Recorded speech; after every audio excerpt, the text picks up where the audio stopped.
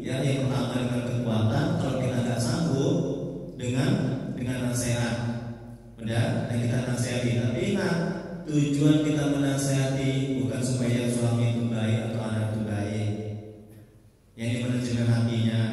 Kalau itu kita lakukan, stres kita, menderita kita, hati atau pikiran kita yang terfokus kepada keburukan suami, dan tanggung jawab masalah, betul kan? Yang berubah suami, bu, paman Nabi beriman tidak? Tidak. Istri Nabi, anak Nabi, Nabi Nuh beriman tidak? Tidak. Bapak Nabi Ibrahim beriman tidak? Tidak. Istri Nabi Lut beriman tidak? Tidak. Bu, itu Nabi loh, bu. Apalagi saya yang banyak maksiat, kita ini dosa, nggak bisa memberikan hidayah. Nabi aja nggak bisa, yang maksum, yang dijamin masuk surga, yang nggak ada dosanya, apalagi kita. Betul kan, bu? Ya. Ya, itu harus diingat, itu manajemen hatinya. Jadi tugas kita bukan memberikan hidayah, bukan bolak-balikan hati suami atau istri, bukan membuat mereka menjadi baik. Itu bukan wilayah kita, itu wilayahnya Allah. Tolong pahami. Kalau enggak, demi Allah stres kita, menderita kita, sakit hati kita, bahkan alhamdulillah bercerai.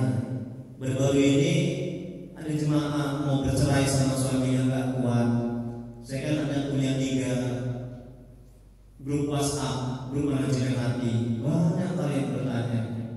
Di mana saya ceramah itu juga tentang suaminya yang belum taat, anaknya yang belum taat, istrinya yang belum taat, ada yang suaminya menikah lagi, poligami, stres dia.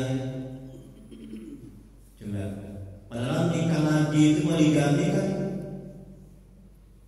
boleh nggak itu, bu? Boleh kan? Apa hukumnya, bu? Nah, pintar ibu sunnah. Nah, kalau sunnah apa ibu stres? Betul kan? Senyum ibu ini. Perkara belum mau itu udah lain cerita, kan gitu kan? Iya, menderita ibu itu, yang curhat sama saya itu. Nah, jadi kata Nabi tadi kembali, ya, dengan nasihat. Kalau nggak mampu, nggak dia berubah, kata Nabi, dengan hati. Itulah semua-semuanya iman. Jadi kita ingkari dalam hati bahwa perbuatan itu dilarang oleh Allah, dan kita doakan. Itu tips yang pertama. Dan yang kedua, kalau nggak bisa dengan cakap kita, maka panggil dari pihak keluarga laki-laki dan pihak keluarga perempuan, duduk bersama, musyawarah, dan panggil seorang ustaz sebagai penengah jalan keluarnya, biar ustaz itu yang memberikan nasihat kepada suami kita. Dan kalau itu juga nggak bisa, tetap dia nggak mau sholat, nggak mau ibadah, nah ya udah, nah perbanyak aja kita bertobat kepada Allah, dekatkan diri kita kepada Allah, banyak aja doa. Jadikan doa kita itu apa? Jadikan doa kita itu layak diijabah oleh Allah. Bagaimana caranya agar layak? Perbaiki amal ibadah dengan ilmu agama. Sibukkan diri kita dengan beramal ibadah. Nanti kan suami kita kan lihat, oh ini istriku itu baik kali, taat kali. Boleh jadi, mudah-mudahan, kan boleh jadi, mudah-mudahan buang dari ketaatan kita sebagai istri kepada Allah, Allah akan memberikan hidayah kepada suami kita, kepada anak kita. Gitu. Di hati kita tenang, udah pasrah semuanya kepada Allah. Tapi tetap, sampai kapan menasihati? Sampai kita mati. Gak boleh kita mengatakan, oh aku capek lah, aku tiap hari menasihati, gak berubah juga dia. Jangan. Salah kita. Ya, paham ya? Ya, Allah alam bisawab. Dan Allah yang mengetahui jawabannya. Ada lagi Bapak Ibu? Iya, silakan ya Pak Haji. Apakah bersihat Pak Haji? Sihatnya? Alhamdulillah. Terima kasih. Semoga Allah balas kebaikan Pak Haji. Ustaz, ini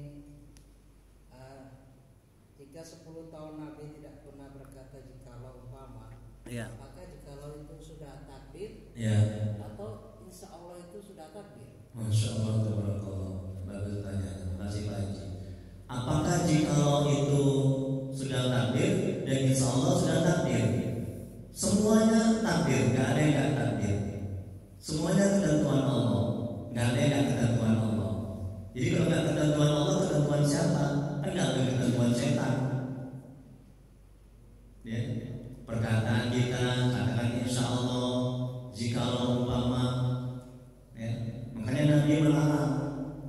kalau umpama itu pintu-pintu masuk setan. Andai kata aku tidak jalan ke depan, kan nggak kena macet. Orang udah jalan kok pakai andai kata, stres itu, setan masuk itu membisikkan keburukan. Nafsu juga begitu. Ya. Nah, jadi itu dihindari. Andai kata aku belajar, tentu aku bisa lulus. Ya, semua sudah takdir Allah. Tapi sekali lagi ingat, takdir Allah jangan menjadikan kambing hitam. Ya, memang semuanya takdir Allah. Seperti yang saya bilang tadi, kamu kenapa mencuri? Kan sudah takdir Allah, ketentuan Allah, sudah tertulis di kitab Allah Mahfuz. Ya, bahwa pada tanggal sekian, hari sekian, jam sekian aku mencuri. Ya, memang semua sudah takdir Allah. Tapi itu tidak diajarkan agama. Kalau kita mencuri, nauzubillah, jangan sampai ditakdirkan Allah berbuat maksiat dan dosa. Apa perintah Allah? Bertobat. Ya. Nah, sebaliknya kalau kita berbuat kebaikan, kan kita kebaikan kan? Ini kebalikannya. Jika kita kebaikan ya kan, nah, maka katakanlah takdir Allah, sudah ketentuan Allah. Supaya apa? Supaya kita tidak merasa hebat, merasa mulia, merasa suci, merasa pantas masuk surga. Kita nggak sombong bahwa kita bisa beramal, la haula wala quwata illa billah, karena daya dan upaya dan bantuan pertolongan Allah. Kalau enggak kita nggak bisa beramal, betul. Nah, sebelum kita sekali lagi yang seperti saya bilang, yang Allah bilang di masa azali, sebelum alam ini ada, ya, bumi ini ada, kita ini ada, yang ada hanya Allah, ada satu. Allah sudah menulis, sudah selesai menciptakan dan menentukan pada tanggal sekian, bulan sekian, hari dan sekian kita akan menghadiri majelis taklim bersama Ustaz Tri. Sudah selesai itu. Coba pahamnya seperti itu. Ini manajemen hatinya, agar tidak timbul rasa ujub, mulia, sombong dan merasa hebat. Jadi kita tidak akan merendahkan orang lain.